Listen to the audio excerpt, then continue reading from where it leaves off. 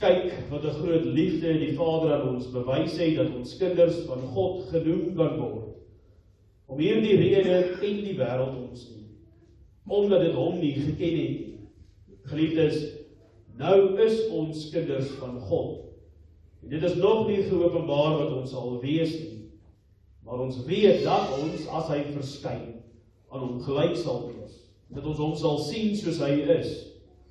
En elkeen wat hierdie hoop op hom het, reinig homself soos hy rein is.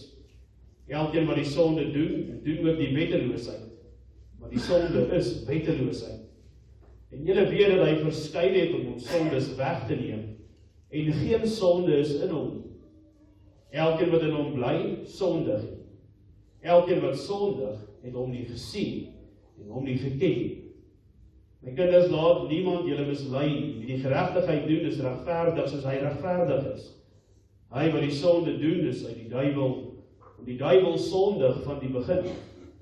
Vir hierdie doel het die Seun van God verskyn, om die werke van die duiwel te verbreek. Elkeen wat uit God gebore is, doen geen sonde nie, omdat sy saad in hom bly, en hy kan nie sondig nie, want hy is uit God gebore. Hierin is die kinders van God en die kinders van die duiwel openbaar. Elkeen wat die geregtigheid nie doen nie, is nie uit God nie. En hy ook wat sy broeder nie liefhet nie. Tot sover die skriflesing. Die woord van die Here, mag elkeen wat dit ook vanoggend gehoor het, die saligheid in Christus Jesus ervaar beleef. En dit in sy naam opsluitend daarvolgens gaan lewe. Geliefdes, soos jy dat ook gehoor het, in die gebed het ons reeds gevra dat die Here se seën en genade oor ons sal wees in die prediking en die voorlees van die Bybel. Ons gaan dus ook nie nou weer saam bid nie. Die geliefde gemeente van ons Here Jesus Christus, net so 'n klein verhaaltjie of 'n narratief om ons prediking vanoggend mee te begin. Daar was eenmal 'n klein seentjie gewees, 'n jong seentjie wat op die strate groot geword het. Niemand het geweet wie hy was nie. Niemand het geweet van waar af hy kom nie. En niemand het geweet wie sy ouers was nie. En die klein jong seentjie het maar geleer om self te oorleef daar op die strate. Hy het geleer om te beklei en te veg wanneer dit nodig is. Hy het homself geleer om kos te steel as hy honger is. En daarmee saam het hy homself ook geleer om op niemand te vertrou nie, want van sy alleenheid kon hy ook mos maar net op homself vertrou. En een koue nag, 'n wintersnag, 'n nat wintersnag, kom daar 'n jonge man verby hierdie seentjie geloop wat daar op die straat lê en slaap. Bibber en beef van hierdie koue. Daar het al baie mense verby hierdie seentjie geloop en nie eers links of regs gekyk nie, maar net afgekyk en verby beweeg, maar hierdie jong man het na hierdie seentjie toe gegaan, gekniel, die vuilheid, die modder van sy gesig afgevee, om in die oë gekyk en vir hom gesê, jy is my seun. Ek soek jou al hoe lank? Kom huis toe. Nou die seun se reaksie natuurlik van so 'n aard, hy het hom nie vertrou nie. Hoe kon hy hom vertrou? Sy lewe lank was hy alleen gewees en hy het sy lewe lank hom herinner daaraan dat hy op geen mens kan vertrou nie. Maar hierdie man het hierdie jong seentjie opgetel en hy het hom huis toe geneem, hy het hom gewas, hy het vir hom skoon klere gegee, hy het vir hom iets ordentliks gegee om te eet, om as het ware genooi om saam met hom aan tafel te sit. En elke liewe dag het hy vir hom gesê as hy verby daai seun loop, jy is my seun. Jy is my seun. Jy is my seun.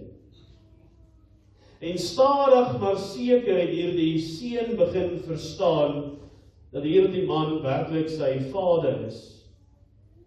en dat hierdie sy huis is, en dat hy 'n plek het waar hy nou behoort, en dat hy nou 'n nuwe naam het, en uiteindelik ook 'n nuwe identiteit. Die geliefde gemeente van ons Here Jesus Christus, in 'n baie dieper sin, is dit ons verhaal wat ook vanoggend hier in die kerk sit. Ons was ook vervreem van God deur die sonde en die sondige natuur van die mens. Ons het nie van self aan sy huis behoort nie. Ons het nie van self hierdie kosbare identiteit gekry wat ons vandag het en van gaan leer nie. Maar God, en glo dit met jou hele hart, het uit genade uit jou kom soek, by jou kom kniel, jou veiligheid van jou gesig en lewe afgevee, en hy het jou sy kind gemaak. Dat ons sy genade kom soek deur sy seun Jesus Christus en deur die bloed van ons Here Jesus Christus, het hy ons nie maar net vergewe en die sonde afgeskryf nie, maar nee, deur die bloed van Christus Jesus kry jy hierdie identiteit, kind van God. En daarom begin Johannes nie met 'n bevel nie, of hy kom gee nie 'n opdrag nie. Hy kom in hierdie verwondering, woorde van verwondering as hy sê in vers 1, kyk wat 'n groot liefde die Vader aan ons bewys het, dat ons kinders van God genoem kan word. Dis asof Johannes voor hy begin die fokus wil plaas op die kyk, sien raak wat ek hier vir julle wil sê. Julle, ja, met wie ek nou praat, hierdie lidmate hier voor ons, julle is kinders van God, julle mag kinders van God genoem word, die kosbaarste en die wonderlikste titel wat enige mens hier in die tydelike lewe kan beleef. Dit is asof Johannes vir ons wil sê, sien tog net raak hierdie Vader se liefde vir julle en sy genade vir julle, voor ons verder gaan. Voor ons oor enige iets anders praat, beleef dit in jou hart en in jou binneste, hierdie liefde en hierdie genade, wat God vir jou en julle het. En daarom begin Johannes nie by wie ons is nie. Hy begin by wie God ons gemaak het, voor hy enigstens vir ons kom sê hoe ons moet leef, hoe ons lewens moet lyk en hoe ons lewens moet klink. Ons is kinders van God. En om dit vir mekaar te sê, is nie maar net bloot 'n mooi troos woord vir onsself nie, dat jy daai rustigheid kunsmatig beleef, want dankie tog, ek is 'n kind van God, nie o nee. Dit is 'n werklikheid vir elkeen wat glo dat Jesus Christus die Seun van God is. Om te sê jy is 'n kind van God, word eers 'n werklikheid in jou binneste, as jy aan Jesus Christus behoort. Ons was nie van nature God se kinders nie. Ons was sondaars en vyande van God gewees. Maar deur Christus Jesus het God ons nader gebring, na hom toe gebring. Hy het ons aangeneem en hy gee aan elkeen van ons 'n nuwe verhouding met hom, 'n nuwe naam. En ook iets waaroor ons baie opgewonde is, wat ons troos selfs wanneer ons deur die dal van doodskade weer gaan, 'n erfenis. 'n Erfenis van ewigheid, 'n erfenis in die hemel. Dink net vir 'n oomblik daaraan. Die God wat ons bely, wat die hemel en die aarde geskep het, gemaak het, uit niks uitgeformeer het. Die God vir wie die aarde maar net 'n voetbank vir sy voete is. Die God wat saam met Dawid van Psalm 8 sê, met die vinger het hy alles gemaak wat Dawid sien en beleef en wat ons ook ervaar. Daardie God, wanneer die menslike verstand in 'n woordeboek nie saamgevat kan word nie, sê vir jou, jy behoort aan my. Jy is myne. Daarom kan ons met eerlikheid sê, ons diepste identiteit is nie soos die wêreld wil hê ons moet wees, hierdie standaard waarin ons onsself moet wees, weet nie.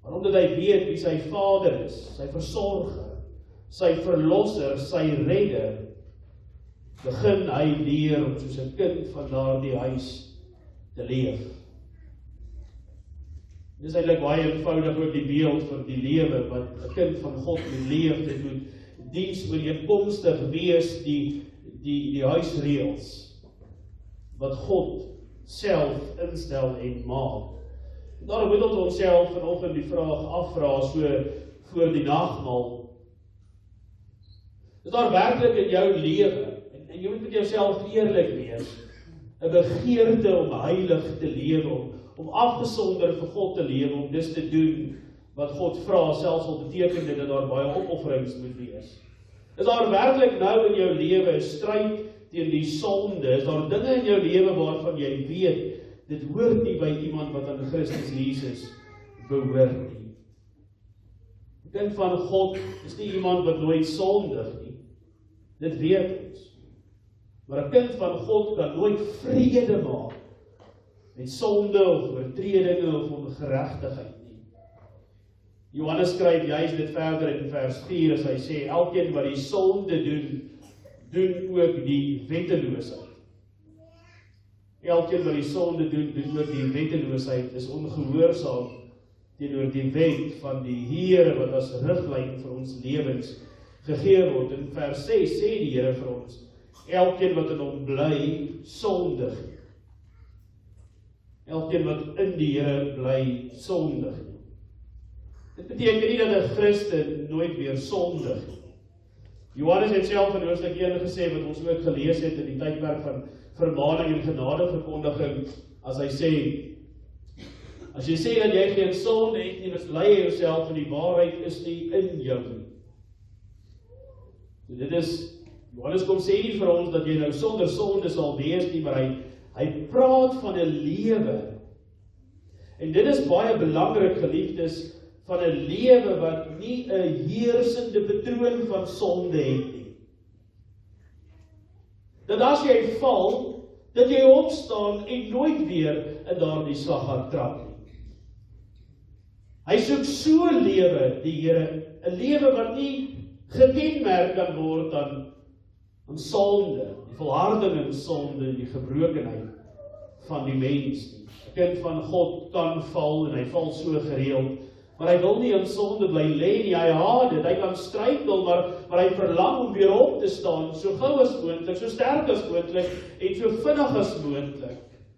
Hy kan deur versoeking oorval word. Maar die Heilige Gees laat nooit 'n kind van God rustig voortleef asof niks verkeerd is nie. So dis eintlik 'n baie goeie teks vir selfondersoek, om te kyk of jy werklik in verhouding met die lewende God leef. Gaan skryf die sondes neer en gaan kyk waar staan jy in die erkentenis van skuldbelydenis en ook daadwerklike berou. En daar is die vraag nie vanoggend, is jy volmaak nie? Dis nie wat ons vanoggend van die vraag nie. Die vraag op die tafel is eintlik eenvoudig, in watter rigting is jou lewe op pad, as die Here Jesus Christus vandag sou kom? Is daar werklik berou oor jou sonde? Is daar werklik 'n begeerte om in gehoorsaamheid te leef? Vlug jy werklik na Christus Jesus toe as jy geval het? As jy vandag jou eie swakheid en jou sonde raak sien, dan hoef dit jou nie van Christus af weg te dryf nie. Inteendeel, moet dit die teenoorgestelde reaksie by jou ontlok as kind van God, en dit is dat jy juis op jou knieë voor Christus wil val en smeek en pleit, soos Psalm 123 vir ons dit so mooi sê, ons oë sal op U bly, totdat U ons genadig is, o Here, wees ons genadig, wees ons genadig. Die regte lewe van 'n kind van God, voor die troon van die Vader. Ek is niks sonder U.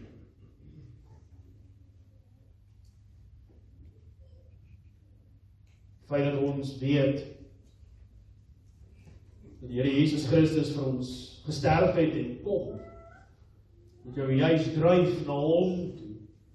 Die kind van God sê nie, ek het nou geval en ek is nou so diep van die sonde dat ek behoort nou nie meer aan die Here nie. Nee, 'n kind van God sê ek het geval. Ek het geval en ons doen dit gereeld. Maar ek weet waar my redding vandaan kom, ek hardloop na my Vader toe. Dan kom Johannes so aan die einde van sy gedeelte daar in vers 10 en dan kom by 'n eenvoudige maar tog so indringende waarheid en dit is uiteindelik wat ons ook moet hoor. Hierom is die kinders van God en die kinders van die duiwel openbaar. Ons maak dit so sag deesdae dat ons in sonde kan volhard. Niemand mag niks sê nie. Niemand mag nie vermaan of aanspreek nie. Ons is ook selfs bang om dit te doen, want ons kan verhoudinge beskadig wanneer ons die woord van die Here met hulle deel en vir hulle leef. In vandag se tyd is die liefdevolle woord van God mos haatspraak en diskriminasie. Dit is wat die wêreld van die woord van God maak, maar dit is nie so nie. Die Bybel is reguit in woord tot jou hart as hy sê hieraan word die kinders van God of die kinders van Satan geopenbaar. Te gereeld en te gemaklik voel ons dat ons dan bid hierdie genadige God. Hoor wat ek vanoggend vir u sê, die Here se regverdigheid word nie beïnvloed deur sy barmhartigheid en sy genade nie. Ons moet ophou dink, ons kom weg met moord, en ons moet ophou dink dat die Here ons speelmaatjie is. Johannes kom sê vir ons baie duidelik, as jy vandag kan sê, jy is 'n kind van God, moet dit wat die Here in jou hart gedoen het, deur sy liefde en deur sy genade, nie onsigbaar bly nie. Ons nuwe identiteit moet begin sigbaar word in ons lewens en in ons dade. 'n kind van God begin dan volgens hierdie teks van Johannes al hoe meer soos Jesus Christus te lyk. Dis die standaard wat God vir sy kinders stel. Hy is tog mos word genoem die seun van God. Daarom is die vraag nie net sê ek dat ek 'n kind van God is nie. Ons almal gaan sê ja, ons is. Die vraag vanoggend in jou hart wat jy met hoop daar 'n antwoord op is, as ander mense na jou lewe kyk, sal hulle sê jy is 'n kind van God. As ander mense na jou woorde luister, sal hulle sê jy is 'n kind van God, sal hulle deur jou optrede en jou woorde ook voel hoe die koms van Jesus naby is. Of veroorsaak jou woorde en optrede dat mense sê, o Here, moet nie nou kom nie, ons is nie gereed nie. Dis die groot verantwoordelikheid vir 'n kind van God. Dat mense in jou lewe sien dat jy 'n kind van God is en nie 'n kind van die Satan. Dis die twee teenoorgestelde titels. Kind van God of kind van Satan. Daar's nie 'n neutrale grys area of tussengrond nie. As jy na jouself in die spieël van jou lewe kyk, kan jy vanoggend sê, ek is kind van God en hopelik nie kind van Satan nie. Dit is wonderlik die genade wat die Here vir ons het. Dat mense iets van Christus se woorde en sy lewe in jou raak sien, kan hulle iets van sy heiligheid sien in jou keuses en besluite wat jy maak, is daar in jou lewe 'n verskil omdat jy aan Christus behoort. Johannes vra nie hierdie vraag sodat ons voel ons onsself moet bewys en elkeen nou hier met 'n lysie moet staan en sê ek is darm beter as hierdie persoon nie. Dis glad nie sy doel nie. Hy roep ons op vanoggend om eerlik te kyk na die vrug van God in jou lewe. Dit is waarna toe hy ons roep. Dis kan jy die vrug van God se liefde en die vrug van God se genade in jou lewe sien. Kind van God leef nie volmaak nie, maar hy leef anders. Hy val, maar hy staan weer op. Hy sondig, maar hy bekeer hom. Hy word seer gemaak, maar hy leer om te vergewe. En hy leef nie vir homself nie, maar hy leef vir die een aan wie hy behoort. God kom nie vanoggend en sê vir jou, ek het vir jou 'n nuwe naam gegee. Hy kom sê, ek het vir jou 'n nuwe lewe gegee. En ek wil afsluit. Onthou die seentjie daar in die begin. Hy het jarelang geleef asof hy niemand gehad het nie. En toe kom sy vader na hom toe wat hom gesoek het en sê, jy is my seun, kom huis toe. Miskien het daardie seun nog baie keer gewonder of hy werklik behoort. Of hy werklik waardig is om in daardie huis te mag woon, daardie voorregte kan geniet. Miskien het jy seentjie so gevoel, miskien is dit wat hy beleef het.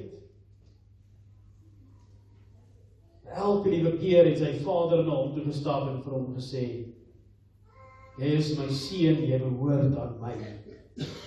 Dit is ook wat ons vanoggend weer eens hoor.